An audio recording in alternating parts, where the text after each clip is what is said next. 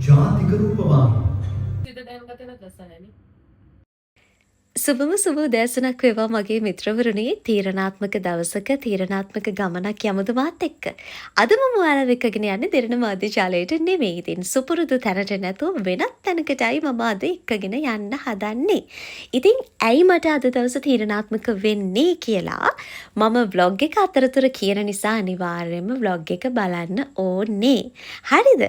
ඒ කතාව පැත්තකින් තියලා බලන්නකො මේ වටපිටාවේ මෙහෙම කොට ගහලා තියෙනවද ළමයි වාහන? හැබැයි එහෙම තියෙනවා. මේ තමයි David Peiris Motor Company Private Limited විසින් පවත්වාගෙන යන රන්න ප්‍රදේශයේ තියෙන යාළගේ වෙහිකල් ඇසෙම්බල් කරන ෆැක්ටරි එක. ඉතින් මෙතන තමයි බයික් X55 කියන වෙහිකල් එක ඇසෙම්බල් කරන්නේ. ඉතින් මම අද දවසේ මේ ඇවිල්ලා ඉන්නේ බයික් X55 කියන වෙහිකල් එකේ 10 වෙනි වාහනේ එයාලගේ මේ ඇසෙම්බල් කරන නිෂ්පාදනාගාරයෙන් එලියට ගන්න අවස්ථාවට සහභාගී වෙන්න. මෙතන වෙනම උත්සවයක් සංවිධානය කරලා තිබ්බ යාළගේ මේ මයිල්ස්ටෝන් එක ගැන කතා කරන්න. ඒ වගේම තමයි යාළගේ මේ ඇචීව් කරපු ඇචීව්මන්ට් එක ගැන අනෙක් අය දැනුවත් කරන්න. මෙන්න ඉතින් ඒ විදිහට තමයි මේ වැඩේ මෙතන ලෑස්ති කරලා තිබුණේ. ඉතින් මම ගියේ මේකේ අපි තමයි ඇත්තටම මෙයාලට මීඩියා පාර්ට්නර් කෙනෙක් විදිහට ජොයින් වෙලා හිටියේ. ඉතින් එදා මම මෙතනට ගියේ මේක සම්බන්ධව ප්‍රෝග්‍රෑම් එකක් කරන්න. ඉතින් අපි ගිහිල්ලා මුලින්ම කළේ වෙහිකල් එකේ ඉන්ටීරියර් එකයි අවුට්ලුක් එකයි හොඳට ෂූට් කරගත්තා. ඒකේ තියෙන ෆීචර්ස් ෂූට් කරගත්තා. ඒ වැඩේ තමයි මෙතන වෙන්නේ. මොකද ගොඩක් වෙලාවට අපි එළියට යනකොට අපිට ප්‍රොඩියුසර් කෙනෙක් හම්බ වෙනවනේ. ඒ කියන්නේ ප්‍රොඩියුසර් කෙනෙක් එක්ක යනවා. එතකොට ප්‍රොඩියුසර් කෙනෙක් තමයි මේ අවශ්‍ය කරන හැම වැඩේම කරන්නේ. ඒ කියන්නේ අපේ ප්‍රෝග්‍රෑම් එකට අවශ්‍ය කරන සියලුම ඉන්සර්ට්ස් එකතු කර ගැනීම සහ කැමරමන්ව ගයිඩ් කරන එක මේ හැමදේම කරන්නේ ප්‍රොඩියුසර් කෙනෙක්.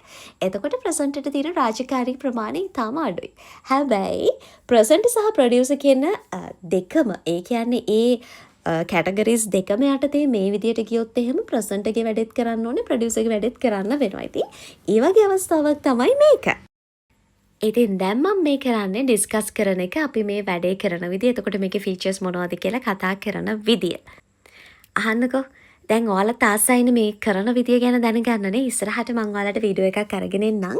ප්‍රසන්ට් ඇන්ඩ් ප්‍රොඩියුසර් කියන මෙන්න මේ කැටගරි දෙකම නියෝජනය කරමින් මම වැඩකට ගියොත් එහෙම කොහොමද ඒ තැන් දෙකම හැන්ඩල් කරගන්නේ කියලා. කියන්නේ ප්‍රසන්ට් විදියට ප්‍රසන්ට්ගේ වැඩේ කරන්නේ, ප්‍රොඩියුසර් විදියට ප්‍රොඩියුසර්ගේ වැඩේ කරන්නේත් කොහොමද කියලා මම වෙනම වීඩියෝ එකකින් ඔයාලට කියන්නම්.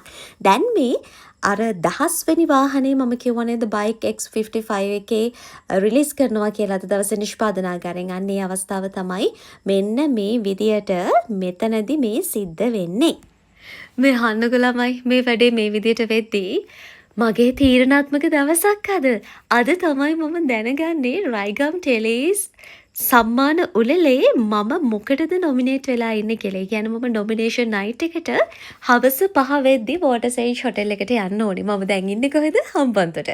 ඒ කොහොම වුණත් මම හවස 3:00 වගේ වෙද්දි කොහොම හරි ආව ඔෆිස් එකට මේකප් එකයි හෙයා එකයි කරගත්තා. ඉතින් මම අද ඇඳලා තියෙන්නේ බ්ලැක් ඩ්‍රෙස් එකක්.